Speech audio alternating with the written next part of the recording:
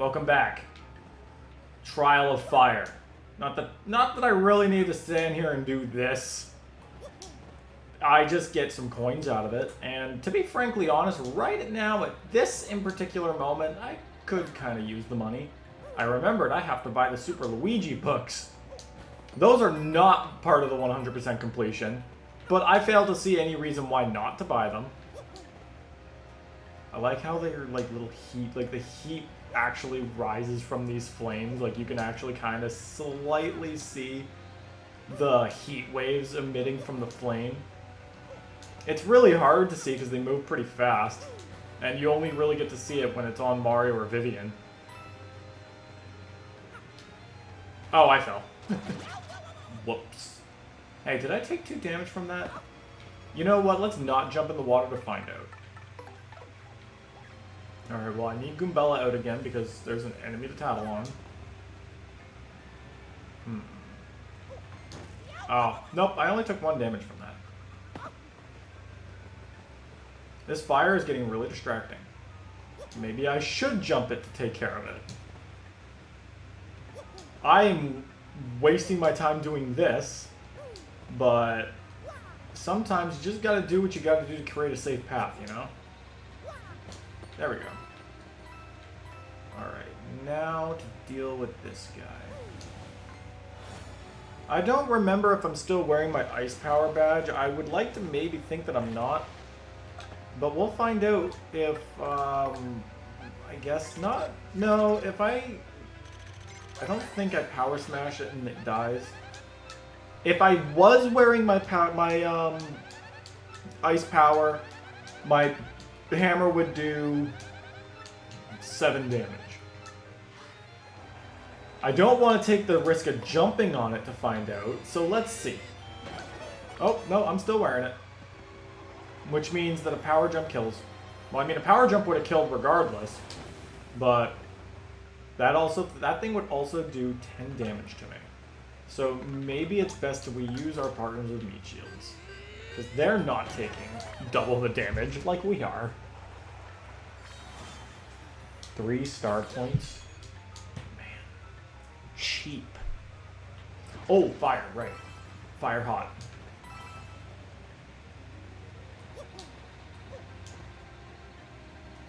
Ow.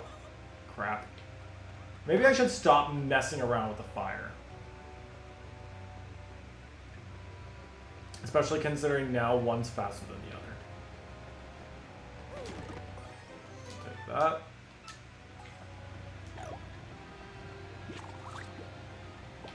Okay. So the game tells you to use Vivian for this, but you can also, as I just showed, jump it using tube mode. Oh, I know this room. Alright, boss fight incoming. What a humongous room. I'd say it was pretty, but even this place feels weird. It's like the whole palace got cursed or something. Did you just say duh to me? I love how they imply that Mario says anything. None shall pass by. Let those who disturb her sleep fall into the depths of endless darkness. Yeah, if anything, this Dark Bones was probably not trying to get in our way. If not for the fact, like, it's telling us not to disturb her. And that's probably for the best. Alright. Duly noted that these guys can attack from wherever they want, so we need to take care of these guys fast. I mean, logic dictates that I just use... Oh, well, no, I actually think it would be a bad idea to use Supernova because those things would just end up getting up at some point. No, actually, this might be a smart idea. If I use this and follow up with a fire drive, then that's an instant win. Look, the Supernova button is kind of literally a win con for anything. The only things in this game that can withstand power or Supernova are some things in the Pit of 100 Trials, and, well, Dark Bones, Dark Craw, and a Dark Koopa Troll can. along with like Tarantulas, the Maisie Daisies. Like there are a few things, but the number of things that can withstand a Dark Bones are too few and far between. And then, for shits and giggles, I just wipe everything. Oh, hey, the Dark Bones lived. By 2 HP. That's not good. Oh well. 28 star points. Damn, bruh. You just hit me up a fifth of the way there. Fourth of the way there, really. Yeah, this is definitely still going to be a very long area. Especially if I might commit myself to fighting everything, which so far I kind of have been. Okay, I think we're good with Goombella for now. I don't think I'll need to tattle on anything until like the second half of the area. But there are a lot of enemies that just kind of mandatorily get in the way. Like these guys. Also, Bobbery's probably the best thing to have out, because there are 2 enemies that are weak to explosives and fire.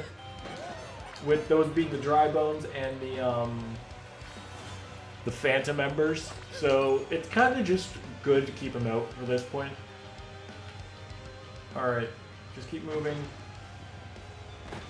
Just take these guys out, because they are annoying.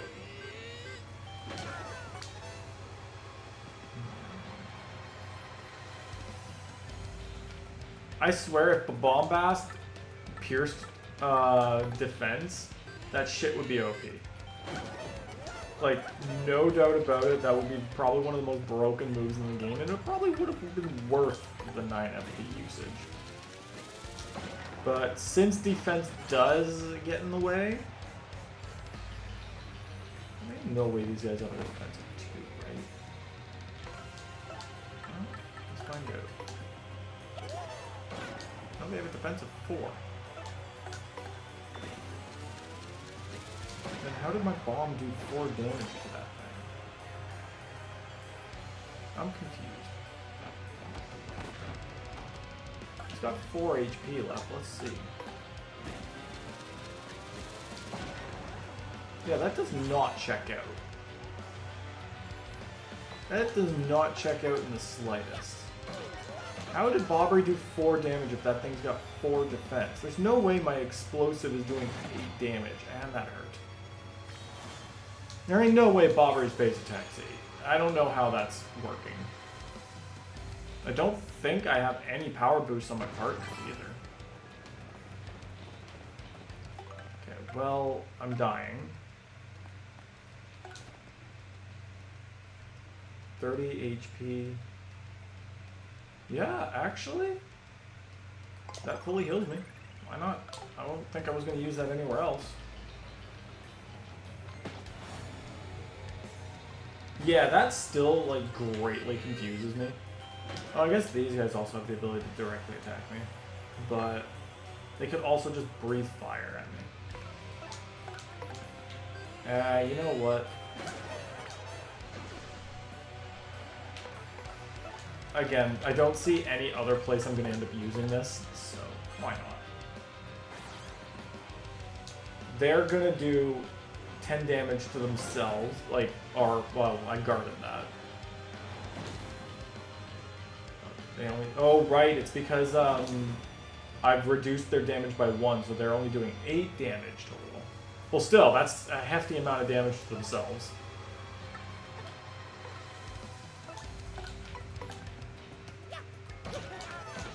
I'm very curious as to how much damage Bobbery's bomb move is doing. 7. So yeah, the base attack is 6. Then how exactly am I doing 4 damage to the Bill Blasters? They have a defensive 4. I should only be doing 2 damage. Yeah, my super guarding, I just wasted that shroom crap. I almost want to say it might not be worth having the double paint on because it's just wasting my resources at this point. But I would say that if the alternative was I don't even use my resources at all, there really just is no fair in between here. It's literally just die or never die. Screw it, I'm using the Ultra Shroom. I'm going to get a lot of items. You know what? I also don't need to be fighting everything, especially considering there's another mandatory few fights down here. With these bills.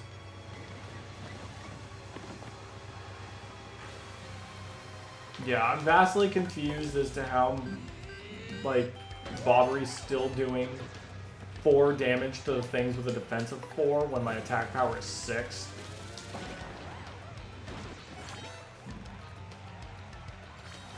Math ain't mathin' right now. I'm confused. And unfortunately, getting past these guys is so much harder in this game than it was in the original. In the original, you could get lucky enough to slide right in between them. But not here. It seems like that's much harder, if even possible. Alright, buddy. Blow up. I still love this game. I, like, seriously cannot get over how much I'm thankful for this remake. How amazing it looks. I've said that a lot, but, like, you guys have to understand this is my favorite game.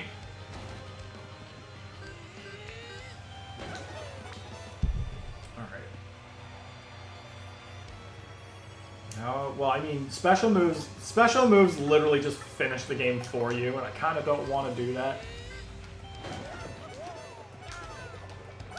Still vastly confused how this works. There's no way that this pierces half defense either.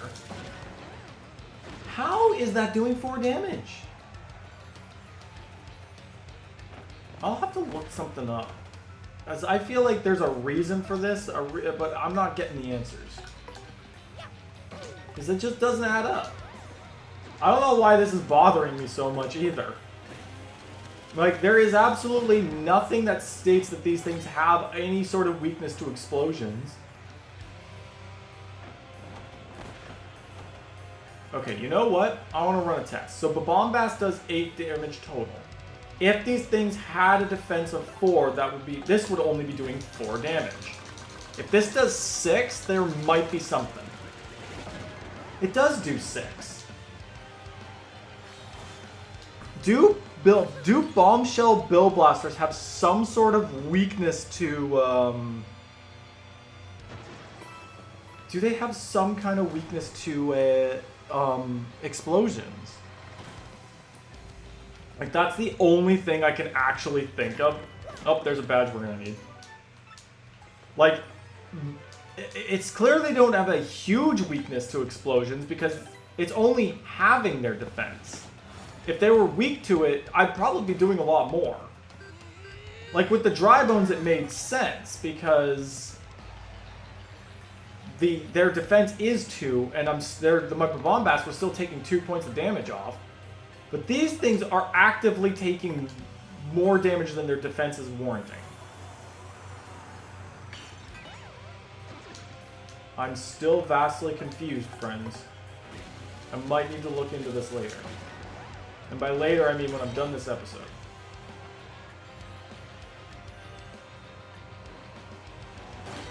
There we go.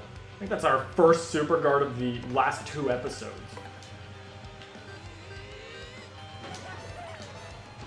That takes care of that. And we get a level up. I think it's... Now I should just start cramping up some BP again. I don't really need it, but no, you know what? I can find a use for this. Heart Finder is probably a good idea to put on now because if I'm going to be losing a lot of HP, I'm going to want to find a lot of HP. Right now, FP is far from my problems because I have this 15 FP, 30 FP, and I'll be getting way more items in this dungeon.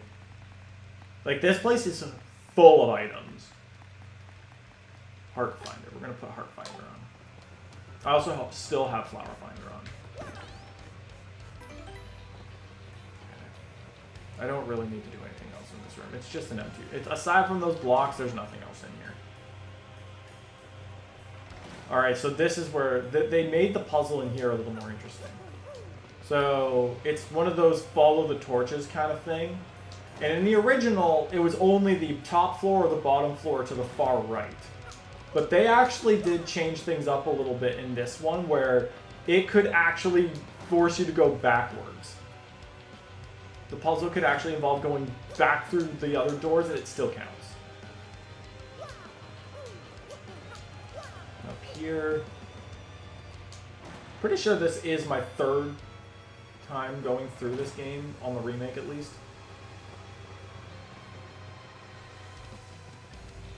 Right, this one. See, the torch is here, so it's making you go this way, and it actually is, it's actually the way forward, too, and that's actually amazing. Then we go through this one. Then we just literally backtrack. It's so funny. I swear, like, that, I was like, I don't know if I fell for that at first. I'm like, are you sure? But I know other people have gotten baited by that, and it was so funny. Pretty sure when I think I watched King of Skill play this, and I saw him do that. I think he fell for it and actually screwed up. It was either him or Bringle, but it was actually hilarious. Well, now, it seems we get past one dodgy room only to find another. This region is rather like an ancient city, What is this place?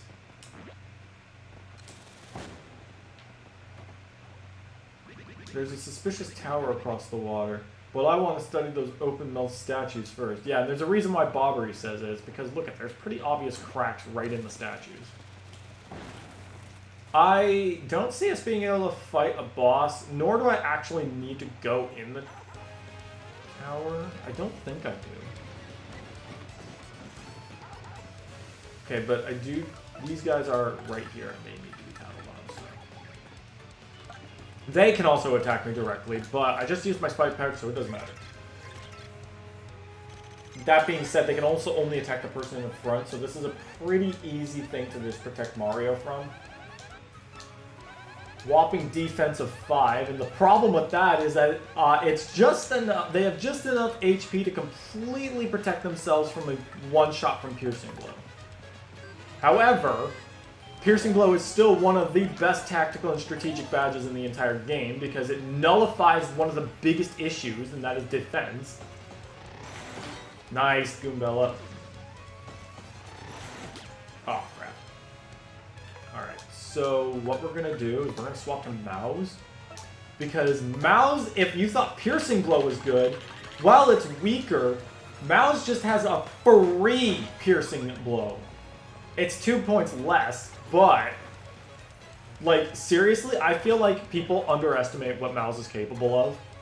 And it is true, she isn't built very good. She is fragile with the lowest HP count tied with Koops. But Koops at least has a defense that kind of warrants the 5 less HP at max level.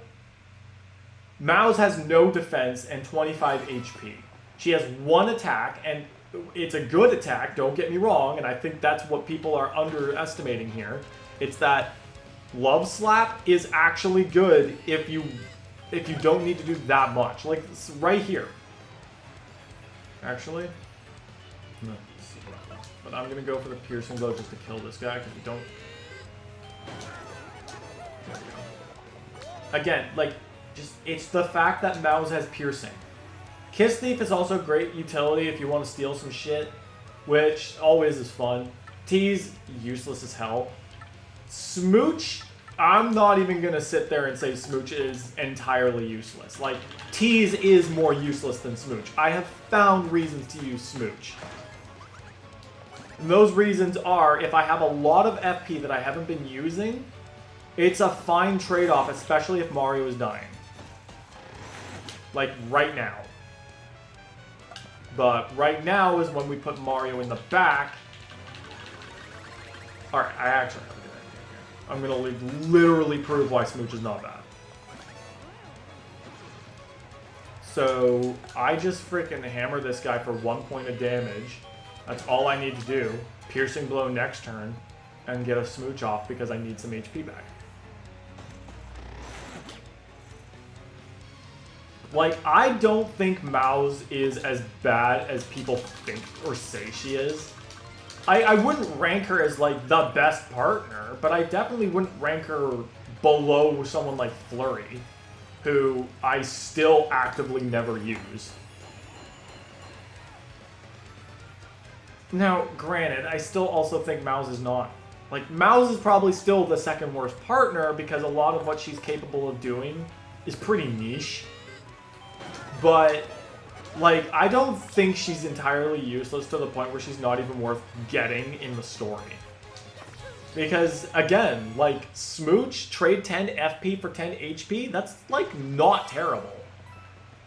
Especially if you have a lot of FP. Alright, I think that'll be it for this episode. Tune in next time, where we're probably going to end up fighting a boss. Maybe. Probably just one boss. But, in any case, I'll see you guys there.